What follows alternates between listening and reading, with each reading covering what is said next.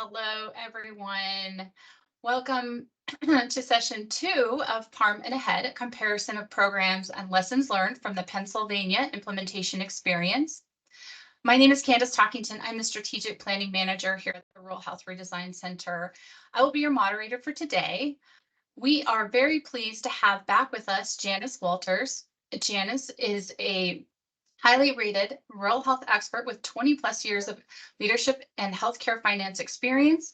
She works closely with rural health executives, state and federal programs, and other community partners to ensure rural communities across the U.S. have access to quality healthcare. Ms. Walters has overseen the implementation of the Rural Health Redesign Center initiatives, including the Pennsylvania Rural Health Model, as well as technical assistance centers for the Rural Emergency Hospital and Rural Northern Border Region healthcare support programs. We are very pleased again to have you back for the second session. And during the first session, we spent a little bit of time talking about and comparing both the PARHM and AHEAD models. Today, Janice is going to share a little bit more with you about the impact and the experience that we've had from a Pennsylvania experience. Before we get started, just a couple housekeeping items. You may notice that you come in on mute. That is just to prevent any inadvertent background noise. Though we want this to be an interactive session and do encourage you to submit your questions. You can submit questions through the Q&A feature. You'll find that at the top of your screen. For those of you who need the closed caption option, you can find that at the More button with the 3 ellipses at the top. From there, you'll select language and speech and then turn on live captions. A recording of this will be of this session, as well as the session 1 will be available on our website within 1 week after today's session. As I mentioned, during our first session, we spent a little bit of time talking about and comparing both of the programs. Today, we're going to give you just a quick, brief overview of the programs for those of you who may have missed that first part of the session or missed the first session altogether. And then Janice will dive deeper into what is needed to implement a program like PARHM and AHEAD and key lessons learned from our Pennsylvania experience. With that, I'm going to turn it over to you, Janice. Thank you for joining us. Great. Thank you, Candace. And we do seem to have to admit the folks. So if you want to watch that as people are coming in, Candace, I'm admitting folks. So yes, thank you so much. Certainly appreciate all of you joining us again today. And really, hopefully, my goal is that you will find the information that I share today helpful as you or your states or your organizations may be considering not only the AHEAD program, but just change and value-based strategies in general. So before I jump into that, I do just want to remind you of who we are as an organization. We certainly have been leading the Pennsylvania Rural Health Model now for several years, but really our mission is really to just ensure and promote access to high quality health care to residents, not only of the Commonwealth, but within other states, ensuring that rural communities have access to high quality care through innovation. And our overall mission is to really just help rural communities thrive through improved health. Some of the skills that we have within our organization, some of our areas of relevant expertise, obviously hospital financial analysis, value-based alternative payment arrangements such as global budgeting, clinical transformation, but our skill set really does go far beyond that, including strategic planning, project management, all of that. So you can certainly read the screen. But we really are here to support organizations on this journey of considering alternatives, but also really looking to just help rural hospitals and rural healthcare providers be successful and really providing, we like to call it blocking and tackling support for fundamental things that we know leaders across rural healthcare often need to support their organizations. This is our footprint. So, we do support the country, and that's the message that I wanted you to understand here today is that while our work really did start in Pennsylvania, we really are taking that learning and trying to expand it across the country. We're working in the rural emergency hospital space for hospitals that are on that journey. We are the national Technical Assistance Center through HRSA. They're funding us to do TA for hospitals considering the rural emergency hospital. We see our role in that space as really as helping folks understand the opportunity, not necessarily to convince folks that they should become rural emergency hospitals, but really just trying to educate folks about that opportunity. And then we also are doing considerable work in the Northern Border region, again, in partnership with HRSA and the Northern Border Region Commission. So we are surveying over 90 providers. This is a little aged, this map is a little aged, but over 90 providers across 30 states and impacting over 3.5 million rural residents. So really, again, we are here and available to support states and organizations that are advancing various types of value-based work, whether it's AHEAD or other value-based strategies, or if you know there's rural hospitals in your state in need of assistance, we would encourage you to reach out to us because we do have a wide array of competencies. And we want you folks to realize that we are more than the Pennsylvania Rural Health Model. While we have learned a lot from that effort, we feel there's a lot of learning that we can help inform other states and other providers on this journey. So really encouraging you to look at us as a resource as you and your states and organizations consider programs such as AHEAD. So really my goal for today is to give some highlights of the PARHM program, similar to what I did last or 2 weeks ago in the event that there were some folks not joining, give you a little bit more insight into maybe some of the quality metrics that we use within the program, as well as other lessons learned and infrastructure that's needed along the way. I do want to put in a plug for the post-survey questions that we put out there for the folks that took the time to give us feedback on the event 2 weeks ago. I found that extremely helpful. I am going to try to slow down. So whoever gave the feedback to slow down a little bit, I really appreciate that because I know I talk very fast. And so I appreciate that feedback, as well as the insights in terms of what's the information you're really looking for. And I tried to work some of that in today. So again, thank you for taking the time to fill out that survey. We did look at it and we tried to incorporate some of that information into our deck today. So at the highest level, what were we trying to achieve through the Pennsylvania Rural Health Model? So as a reminder, it was a 7-year program. We had 1 year of pre-implementation with 6 years of performance. We are in our final performance year. So 2024 is our performance year. So we haven't completed the program yet, but we have learned an awful lot on the journey. And as I've spoken publicly about our program, I never once tried to represent it that it was perfect. We certainly understand there were a lot of stones that could be thrown at it, but we also did believe that it's a very good starting point, and it has created a robust learning laboratory for what works and what doesn't work within rural health innovation. So again, the principles, what we were trying to achieve, what we were trying to test is if we fundamentally change how rural hospitals are paid, can we improve the financial stability of the rural hospitals, at the same time improving the health outcomes of the populations that these hospitals serve, all within a framework of trying to reduce the total cost of care over time and really bend that cost curve and moving away from fee for service and trying to move our rural hospitals to value, where they're not having to focus on the volume of services being provided, but rather the value and the quality of the services that are being provided.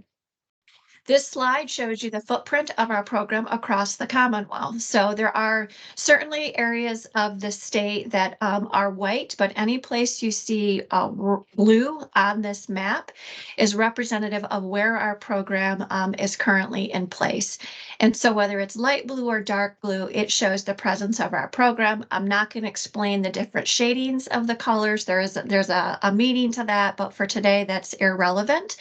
But we do estimate that because ours is an all-payer program, that we've got over 1 million lives covered. So slightly over 1 million lives covered within the all-payer aspect of our program. So in our program is included traditional Medicare.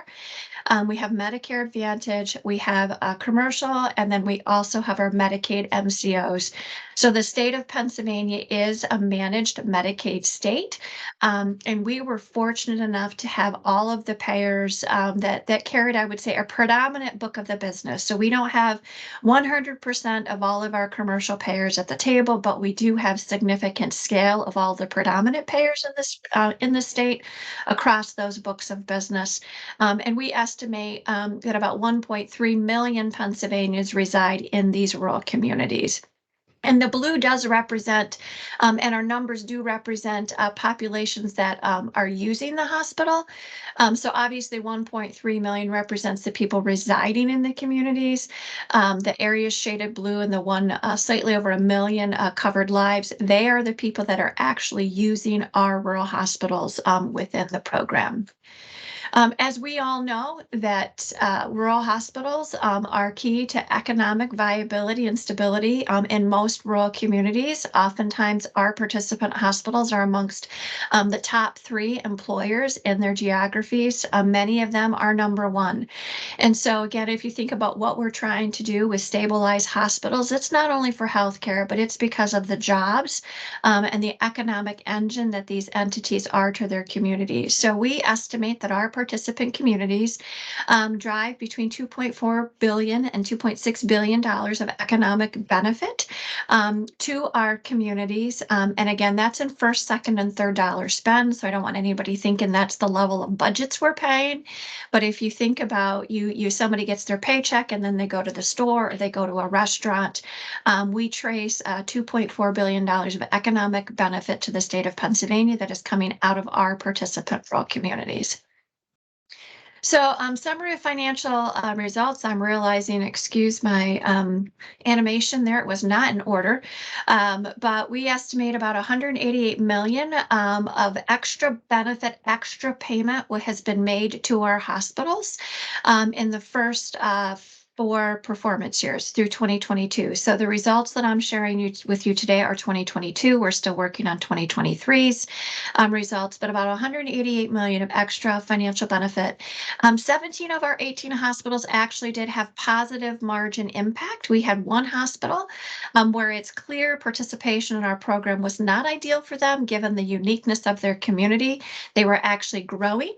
Very uncommon for rural communities, but we did have one within our program that was actually growing. And so we can see where it might not have, benefited them to be in the program, but certainly 17 of the 18 benefited from improved operating margins.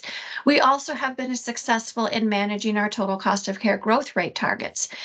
So if you think about trying to curb that trend of spend, we have been successful in that our growth rates are less than the national or are within our growth trends as we trend forward against ourselves. So again, very positive story as it relates to total cost of care. And we also are being measured against the all-payer growth rate targets. So when it's an all-payer program, we have targets where we cannot have our global budgets grow in excess of a certain percentage, and we are actually far exceeding that. We are beating our benchmark specific to that target by 4%. So good outcomes. So the one that we're not achieving, to be transparent, is hospital savings. So while we're managing the total cost of care, we are finding that because of how we've paid the global budget and the spend that's happening at other hospitals, as there's out-migration and all of that, that's the one area that we are struggling with, is actually showing the hospital savings specifically. But again, our total cost of care targets are trending very favorably. Also, we have a good story as it relates to potentially avoidable utilization. So for hospitals and states that are considering the AHEAD program, avoidable utilization is a term that is included in that document. But again, we have data through the first number of years of our program that do show favorable trending. And actually, as I'm looking at this, we do have 2022 results. The results that I'm showing you on screen right now are through 2021, but we do have 2022. And that data shows the same outcome. When we trend this over baselines, all of the areas that we're trending specific to avoidable utilization are showing improved trends. The reason that I find the 2022 data so important, and my apologies for not having that on the deck today, but again, the trend shows very much the same. It's all yes. Why that's so important is we certainly understand that 2020 and 2021 were the pandemic years. And so looking at 2022 and really trending when we look at 2022 in comparison to 2019, again, are seeing very favorable trends, recognizing that the pandemic really disrupted healthcare overall. And so really looking to trend and see 2022 versus 2019. And again, while not showing on your screen today, the trend is very much the same with the areas marked yes. Not saying that in 100% of the data points between each hospital and each payer, that this is the trend, but majority overwhelmingly that is the case, but we do have a few exceptions and a few areas which we're trying to understand as well. One of the questions that came forth, I believe, after the last webinar was, can you give us insight into the types of quality metrics that you're using within your program? And so added this specifically as a result of that inquiry. So, we really did try to identify metrics that are already commonplace. How can we use what's already in the hospital space versus creating a whole separate program? Our goal was to create a payer agnostic quality program within the Pennsylvania Rural Health Model. But then the pandemic happened. And so, we didn't reach that or attain that because it was just too much for us to try to build a unique all-payer quality program in the midst of the pandemic. So we have relied on other programs, other metrics to date. So, access to preventive care measures, HEDIS measures, various HEDIS measures as it relates to preventative care, opioid use metrics, again, often using HEDIS, follow-up after emergency room visits, whether that's for mental health reasons or, other reasons. Readmission rates, we are using some of the PQI 90 and 92 measures, hospital-acquired conditions, and then HCAP. So really looking at, I would say, existing programs that are out there and how can we use those to inform this versus having to create something completely different. So these are examples of the types of metrics that we used within our program to measure outcomes. And as I've already stated, the avoidable utilization metrics, as I shared on the prior slides. Another thing that you hear about in our program is the transformation plan. So I like to explain it that there were two pillars within our program. We had the global budget, which was really the financing mechanism, but then we had the hospital transformation plan, which was really where, moving from volume to value, asking hospitals to do work a little bit different, step into a space that maybe some folks weren't familiar with, and really start that value-based journey. So we did work with each of our hospitals to put together a transformation plan. And so it was done at the hospital community level. And each year we would ask them to identify at least 3 goals.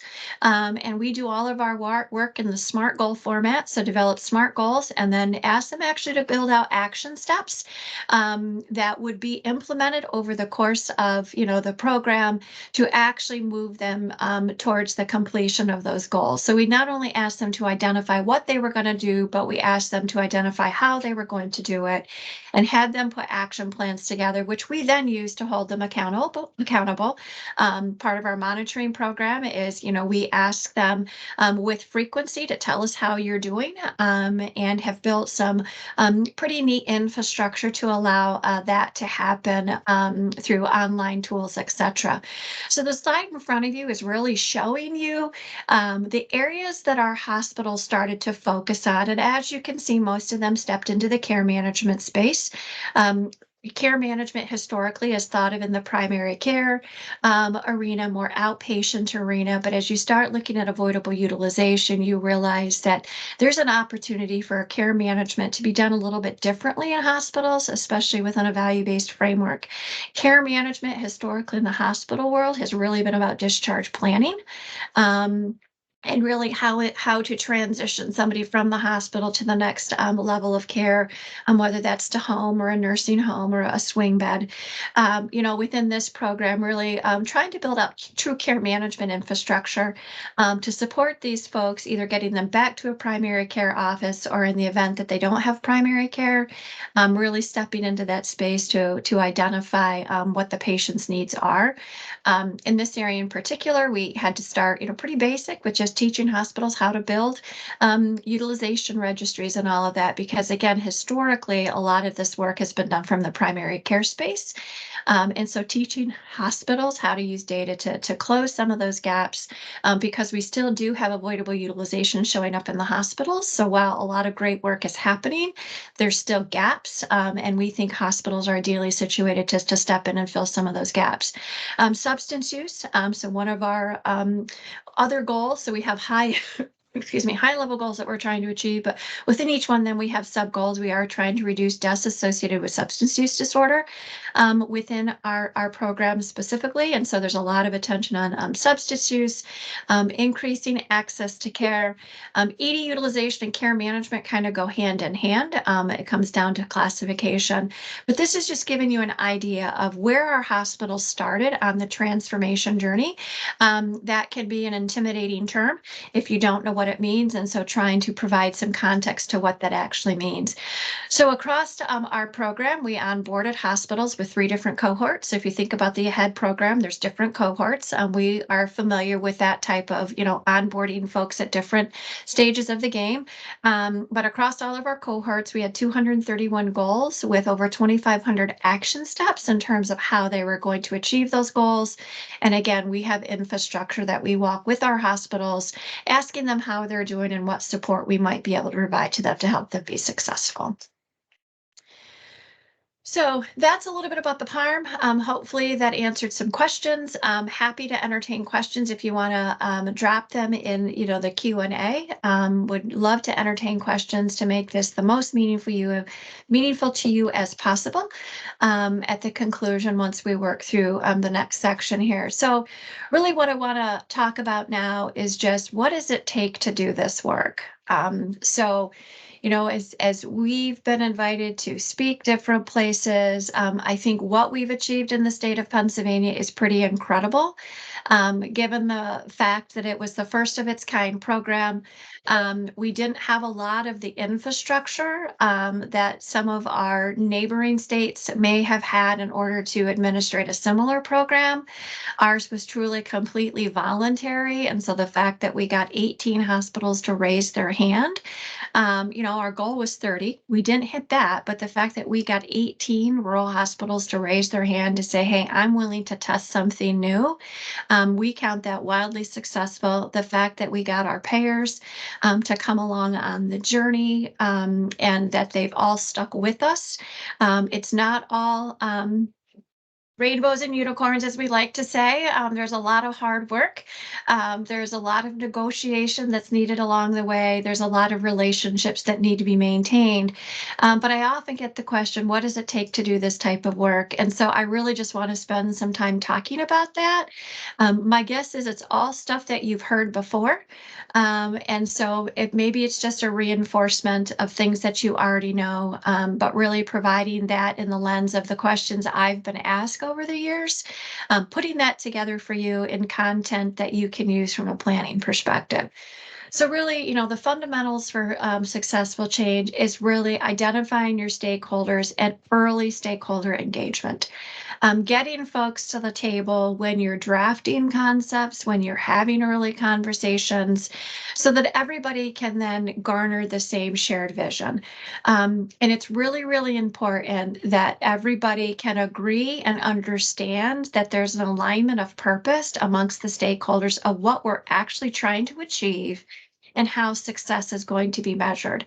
And this is one thing that, again, throughout the course of change, whether that's a short-term change, 1 year or 10 years, level setting and going back to the shared vision is needed throughout it, because I can tell you from our PARM experience, you get so bogged down in the weeds that sometimes you forget the why, and you have to bring yourself back up and remind yourself of the why. Why are we doing this? And so really identifying the stakeholders, getting people in early, so that people understand that their input is important and valued in the journey. You might have to, break out in work groups and all of that, to meet all of the needs, but really understanding the voice of all the stakeholders is key in making sure that there's an alignment of purpose that you can go back to when things get tense and things maybe aren't going as everybody would hope. You can step back and say, okay, let's remind ourselves of why are we doing this, because that will be essential when managing change of magnitude. The other thing I think is extremely important is what I like to call finding the with them, finding the what's in it for me. And again, this goes back to the stakeholder engagement, that every stakeholder that comes to the table needs to understand that their needs are going to be met. And why would I engage on this journey? What's the value proposition for me as the individual stakeholder coming to the table?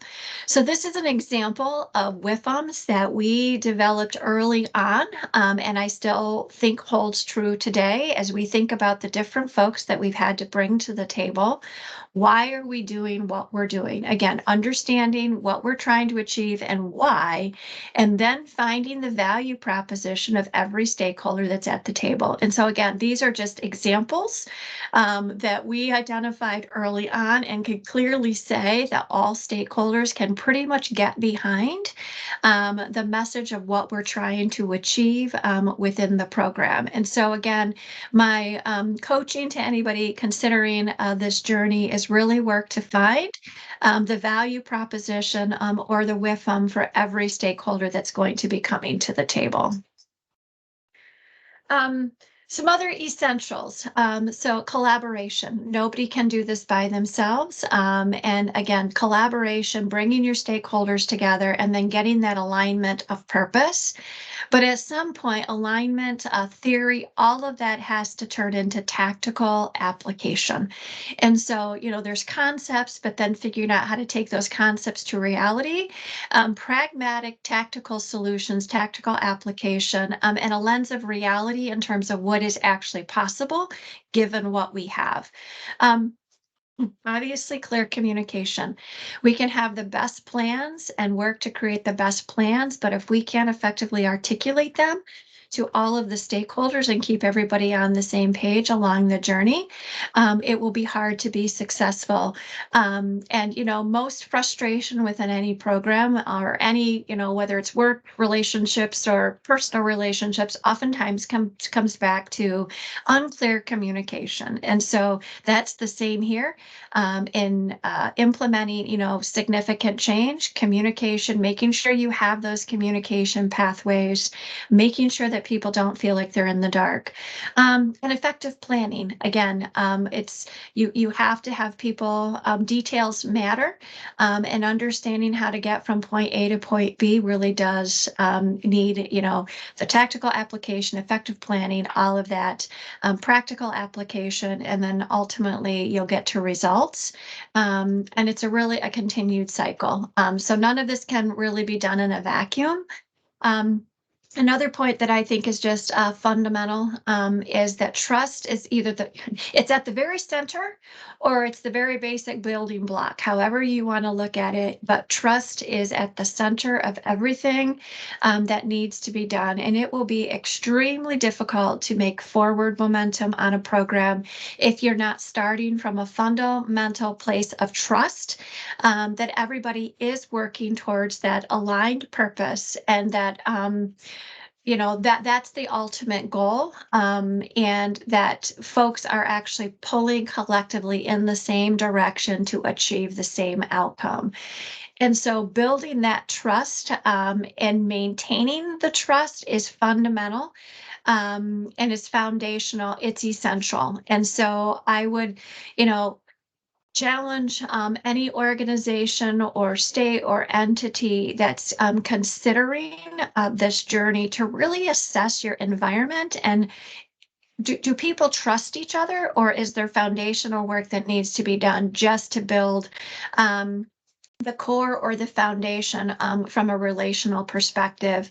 But again, a lot of what was on, the prior slide is, ongoing open communication, being humble enough, to say you don't have all the answers.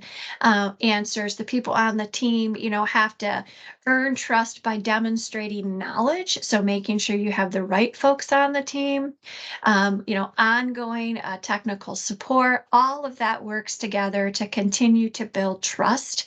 And trust is the center, the foundation, however you want to view it, in order to get a program of this nature off the ground and actually keep it successful for the long haul.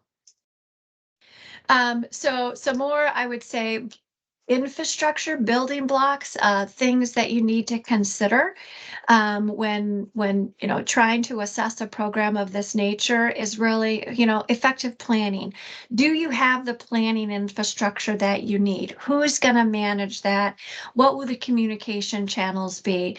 Do you have folks with strong technical skills that can be brought to the implementation team? Again, when you're working with change of this nature, your stakeholders want to know that the people on the journey actually understand their particular lens, their particular viewpoint. So making sure you've got strong technical skills. Change management. Change is hard. There's a lot of science behind change management. And much of what I'm sharing with you today ties back to change management theory in terms of early stakeholder engagement, communication, all of that. But you need folks that are trained with these skills.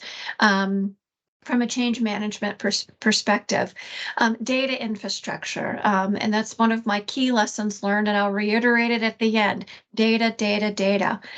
Do you have the data infrastructure needed? Now, what I can tell you is where there's a will, there's a way, because we did not necessarily have all of the data infrastructure that one might wish they had or desire to have in order to be successful. But we did it anyway. And so I truly do believe that where there's a will, there's a way, and you can, create the data infrastructure that you might need. But if you already have it, you are in a far better place to start. And so really doing a good assessment of your data infrastructure is really, really important to know what data you need to be effective. Is it available? How are you going to get it? And then again, relevant expertise and leadership. So not only do you need strong technical skills within your implementation team, again, to build confidence with the folks on the journey that we understand it, we've got it, but then relevant expertise in the leadership of the program. So again, understanding the WIFM from every stakeholder's perspective, understanding, the value propositions and being able to lead the program in a direction that you feel that you are meeting all of the stakeholders' WIFMs. Again, not saying that we would score 100% on the test here in Pennsylvania.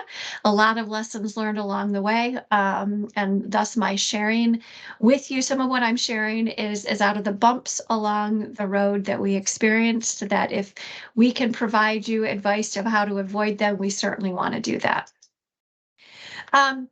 So leadership skills. So I have a very wonderful colleague that doesn't necessarily like the term of soft skills when it comes to these leadership competencies, but really it's things that historically would have been thought as soft skills, but really are required leadership skills in order to be successful. And so just sharing some of those with you as well. And the first is humility, understanding that there's going to be questions that you don't know the answer to. And so, being humble enough to say, I don't know the answer, as well as trustworthy and honest enough to say, I don't know the answer, to admit that. And no one person has all the answers. No one person has the solutions. And so having the humility to hear other people's perspective, and really just step into that space where it's going to take us all to solve the problem, is key. Patience. Change of any magnitude, especially this significant of a magnitude, takes time. And really understanding it's a marathon, not a sprint. Rome wasn't built in a day. And you're going to have a lot of patience because, again, when the more stakeholders you bring to the table, the more opinions there are, the more, I would say, facilitation that needs to happen. And so just expecting that when you go in, that this is going to not be easy. You're going to, meet resistance, all of that. Expectations, setting appropriate expectations is key. That really then ties to resiliency. Don't give up, ties to patience. It takes time, and it's a journey, and don't give up, be resilient, because again, there will be opposition, but anything, um, I have a quote in my house that says, "Good things take time." This is no different, and it's a journey, and have the resiliency, to stick with it. Humor. There's times where it's, you will be frustrated, but choose to laugh, find the humor. Laughter is what keeps us sane. um, laugh or cry. I choose to laugh. I can't say I never cried, but certainly tried to laugh more along the journey. And again, in the spirit of relationship and trust, really find the humor and the fun moments, because that will carry you. And then understanding, again, understanding that work of this nature takes the development of both new mindsets and skill sets. So, our program was specifically focused on hospitals. Hospitals, historically have not been real partners on the value-based journey. And so recognizing that it's going to take time, and mindsets and skill sets, and understanding that and anticipating that, again, setting expectations at the beginning will be really, really important. And actually planning for that is also very important. So just to recap the last couple of slides in one diagram is, relationship and trust are at the center of it all. And everything that I just talked through on the prior two slides have to continually work together in a cyclical nature. And it's not something that it's a one and done. It's maintaining this throughout the duration of the change product or project. So again, and all of this takes time. Again, time is at the center. It takes time to plan. It takes time to implement, and understanding and making sure that you have realistic timelines is also very, very important. So a few questions to consider. So if you're, in some states or organizations that are wondering, is this really something that we should be doing? I offer you some questions for consideration, again, given our lessons learned here in Pennsylvania. So, the first question is, what level of engagement and interest is there at the state level and across the organizations to take on this work? Do you have folks saying, yep, I'm willing to work with you on the journey? Or is it more like pulling and pushing people? Not saying that there's not a place and time for pushing and pulling, because sometimes we need to do that. But really understanding, is everybody with me, or is everybody against me? Kind of understanding that at the beginning, again, so that you can go back and then help set realistic expectations. And so when you consider all of this, ask these questions within the framework of, the things we've already covered, but, what's the engagement level? Do I have early takers, or am I going to be pushing to find, one person, two people, three people? Because that's really, really important. The infrastructure question, asking the question, is the appropriate infrastructure in place? Do we have data infrastructure, or are we going to have to build it? Is there an organization or resources situated to lead this work? So many states, or several states, have organizations similar to our organization here in Pennsylvania. We did not have that. So we actually created the entity, the Rural Health Redesign Center. Not only did we launch the program, but then we also created an entity to manage it. which was a heavy lift for the state. So again, if you already have an entity that could do this, that could be ideal, but that's an important question to ask. Do we have the infrastructure, the data, and the I would say lead organization that is set up to do this work? And then interest and mood. Like, so what's the interest and mood of the healthcare providers? So, again, this takes all kinds of all kinds of stakeholders. So you could potentially have regulators that are, asking the first question engagement, yep, I'm ready to go. But as it relates to interest from the provider community, maybe there's not interest.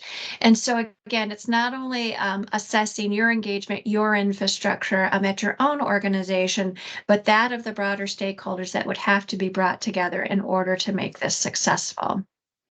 And then the culture. So for individual organizations that are considering this journey, what's the culture for change within your own organization? Is it ready? Because this is a huge lift.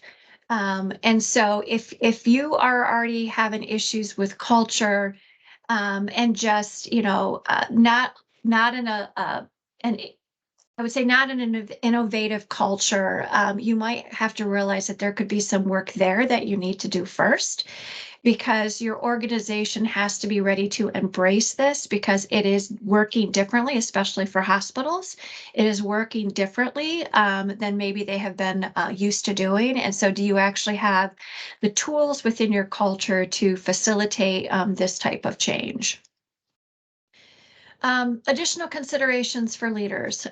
So, what are the opinions and attitudes about the current fee for structure and its sustainability? So it's really important that as rural healthcare leaders, that if folks don't feel or think there's a need to change, that's going to make the change all the more difficult. So what is the perspective of the current payment arrangement for each organization? Is it fee for service, ACOs? Is it working? Isn't it working? And so again, what are the attitudes and opinions of the need for change? What's the current financial position of the organization? Weighing the risks of early adoption versus waiting is something that needs to be considered, as well as assessments of alternatives. So if, for our PARHM hospitals back in the days, well, if I don't do PARHM, what are my solutions? At that point, it was stay fee for service. There's a few more solutions available today. I'm not saying they're ideal for our hospitals or not, but assessing the alternatives as part of this journey is also very, very important. That if it's not this, could it be that? That needs to be taken into consideration. Leadership attitudes and commitment toward population health. I find this very interesting, especially in the rural space, because, some folks are saying, well, small rural hospital providers, really, there's very little they can do on the population health journey, where there's other folks that say, I'm ideally situated, where we see this in the REH space. It's like, okay, I'm getting a fixed facility payment now to be able to do, to keep my hospital open. Are there other things that maybe I could be doing in the outpatient arena that could actually improve population health? But understanding the local and the regional leadership's attitude towards that, because even though we as state leaders might want folks to embrace that and say it's your responsibility, unless that is felt at the local level, there's got to be friction, and we won't be able to make as much change and needed change as we're hoping to. Competing priorities and the ability to implement. So again, another key lesson learned is, even though some hospitals maybe want to embark on the journey, the question is, do they actually have the resources to be able to do it? Are there other competing priorities? So for example, when we were recruiting hospitals in the early days, for the PARHM hospital, some of our hospitals were in the midst of IT upgrades and other types of infrastructure where it's like, this is actually too much for our small organization to take on. We think the concepts are great, not that we're opposed to testing it, but right now we just don't have the bandwidth to take this on. And so again, understanding that from the potential participant community is really, really important. And then, the other thing I like to challenge folks is what current value-based work is already underway and how can that be leveraged within the program? And so this is a lesson learned from our payer community, actually saying, we already have a lot of good value-based work. We don't necessarily see our current program aligning with that. So how can we do a better job when we talk about next generations to actually leverage the great work that's already happened instead of replacing with something new or completely separate, outside of it, leveraging what's already there, and even hospitals on the value-based journey, really encouraging them to look at the work that had already been started, whether it was in their, Medicare readmissions, reduction programs, or, ambulatory sensitive conditions, all of that, really saying, what's the work that's already underway that we can also get value of within this alternative payment or this innovative payment model. So further considerations. So if the answer to those questions that I just posed on the prior pages are, we don't know, then the question really becomes, well, how do we understand the current state? And then the work becomes about understanding the current state, basically identifying the answers to the questions that I went through if you don't already know them.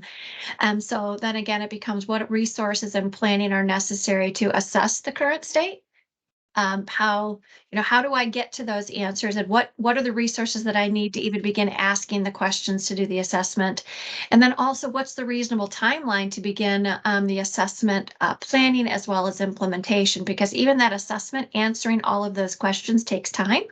And so how long will it take for us to get those answers from the interested stakeholders to identify, do we have consensus, or where might we have roadblocks along the way? So other further considerations. So again, if the answer to the questions that I posed earlier are believed to be no, then the questions really become about, well, what does it take to move it to yes? And so, what are the known barriers at the present time for those answers where the answer might have been no? It's like, okay, what are the barriers that we need to address to move it from a no to a yes? Again, what efforts and planning would it take to begin moving in this direction? The resources, who's gonna do the work, funding as well as human resources to take on the work. Is there funding streams to do this work? And then again, what is the reasonable planning timeline to begin planning and eventually implementation? So all of these, depending on the answers, become almost mini work streams in and of themselves in order to move the work forward. So again, just going back to where we started, engagement with the broader community is needed to achieve high levels of success and to sustain rural healthcare. That includes, the healthcare providers, health insurers, partner organizations, as well as government agencies, regulators, etc. And it's really that collaboration across that broader community that's needed to drive innovation. It's going to be really, really hard for one particular entity to do any of this without the support of others. A few key lessons learned. I've already said all of these, I believe, but I just want to reiterate them again. Change is very, very hard. There's a few people in life that actually like change. I can't say there's no people in life that actually enjoy change. I actually find the challenge that goes with change and change management exhilarating. So I know there's not a lot of people that would say, yeah, I like change, but I actually find it very rewarding. But recognizing that change is very, very hard, and that even though we know the current environment isn't sustainable, adopting a new way of thinking is difficult, for healthcare leaders, boards of directors, clinicians, etc., because it's the fear of the unknown. I don't know how many times I have heard fee for service is the devil I know. So as I'm getting, trying to recruit hospitals into something different, it's like, okay, I don't necessarily like it, and I'm not necessarily going to be able to survive by it, but it's what I know. And so understanding, the fear of change, the fear of the unknown, and as leaders leading the change, how do we mitigate that fear? To me, becomes our responsibility to help mitigate the fear that comes with change. The paradigm requires a different mindset. And it takes different discipline to think differently. We are in our final performance year, and we still have the conversation. Remember what we're trying to do. Stop looking at fee for service volume. I hear we're doing better. It's costing us this much more, or we're not doing as good as. And I always say, in comparison to what? because if we keep going back to fee for service, we keep going back to that mindset. So it takes a lot of discipline to just remember what we're doing and why we're doing it. And that takes a lot of discipline. And again, overcoming fear of change takes time. It's not something that you're going to achieve in a day. It's a journey, building trust, talking through the fears, talking through remediation efforts that could be done in response to those fears. And again, even though rural healthcare leaders want to adopt change, there are often other circumstances that are prohibiting them from actually embracing it and doing so. And as I mentioned, that can be competing priorities, bandwidth, etc. And the last lesson learned is data. Making sure that you've got access to the data to be able to actually drive data-driven decisions. I am so thankful that our community was patient through the through the COVID pandemic, because we were suddenly faced with challenges that the pandemic created. And well, what are we going to do to our budget frameworks? How do we change them? And thankfully, they walked with me on the journey to say, let's take our time until we have data that we can actually make data-informed decision in terms of what adjustments might need to be made to the program. And so ensuring that you have that data infrastructure and timely is really important. We all know as long as we're relying on claims data, there's a lag, and that's still one of the criticisms today is our hospitals don't feel like they actually get timely, actionable data, that because of the data lag, they're always looking back. And so again, how do we get more real-time actionable data in front of them? But lack of data will also stifle innovation. And so if we're asking people to be innovative, we need to make sure that we've got the data and tools that set them up for success. So my closing thoughts to share with all of you is that we all know that there remains a crisis of healthcare equity in rural America. As more and more hospitals close, there's lots and lots of data out there to show that our rural communities are older and sicker. And so, that crisis has not went away. There will be continued political and legislative attention to develop lasting solutions, again, because of the crisis. Hopefully, we will get the attention that we need to actually drive forward the change that will ensure access to care remains in rural communities. For me personally, leading this work has been some of the most taxing, yet rewarding work of my career. The mission is so great, but the work is really hard, but really, really rewarding. And so with that, I just want to challenge you, whether it's ahead or some other program, just want to encourage you to embrace the journey and be part of the rural health solution. So with that, I am going to turn it back to Candace. Thank you, Janice, and thank you everyone for joining us. I don't see any questions right now in the Q&A box, though. Would encourage any of you that might have questions to submit your questions. The Q&A you'll find either at the top or the bottom of your screen, depending on your layout. If you have any questions for Janice, we have a few more minutes at the end. I'm happy to answer any questions. Would also encourage you to reach out to us after this if you think of something perhaps you hadn't thought of today. We are more than welcome to answer any questions that you have. I think I shared at the beginning, you can reach us at support at rhrco.org. A recording of this. Go ahead. Finish it up, Candace. I was going to say a recording of this session will be available at the within a week. And Janice, final thoughts. There are a couple questions out there in the QA, so I just want to take the time to address them. So the first question was, the PARHM was originally outlined, was to have hospital savings fund transformation plans.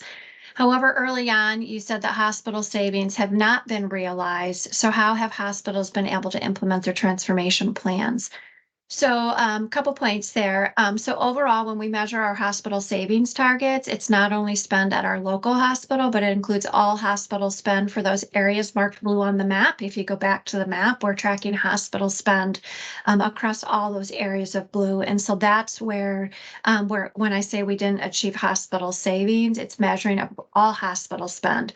The way our global budget methodology was developed, the hospitals actually did get some additional additional funding depending on how the math was done. So we used a straight average of the prior 3 years or the most recent year, whichever was higher. And so some of our hospitals did get a little bit of money back in their global budgets, but transparently, this is one of the things that we did find stifle.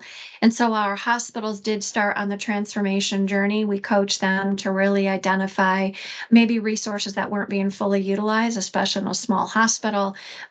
We actually had capacity in other staff that could take on the care management function versus having to go out and hire all new staff.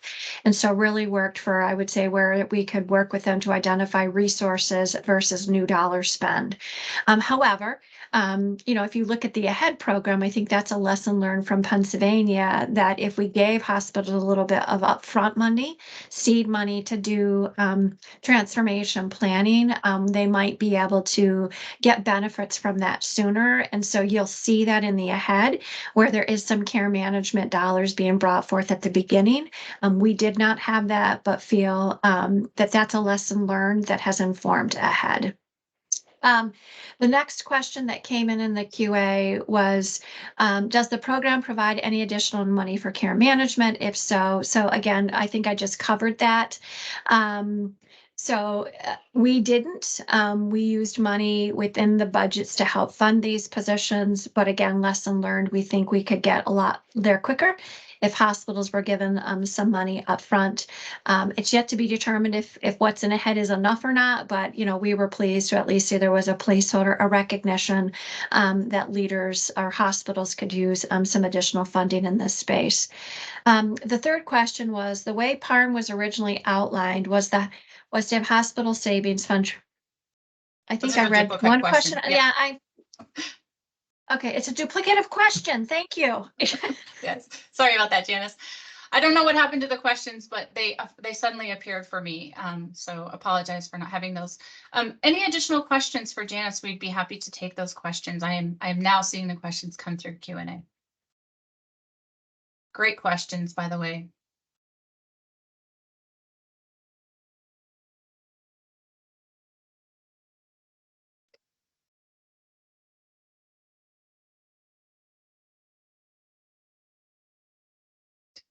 Not seeing anything else come in. Janice, as we conclude for today, and thank you again for finalizing this second of the two-part series, but any sort of parting thoughts? You shared a lot of really great information about lessons learned, very transparent about what worked and what didn't work about the PARHM model, but any sort of final thoughts or parting thoughts for the group? I would just, again, encourage you to embark on the journey, and we're here to support you. If you've got questions, you know how to get a hold of us. And so, we are here to share our experience and help folks, assess the opportunity. So if you've got questions, ask them. That would be my final piece of advice. If you've got the question, more than likely somebody else does too. We are the rural health experts and very glad to be supporting all of you in the work that you do. Thank you everyone for joining us. Very glad to have you here with us. If you have any questions, feel free to reach out to us. With that, wish you all a very good afternoon and look forward to hearing back from you. Take care, everyone. Thank you.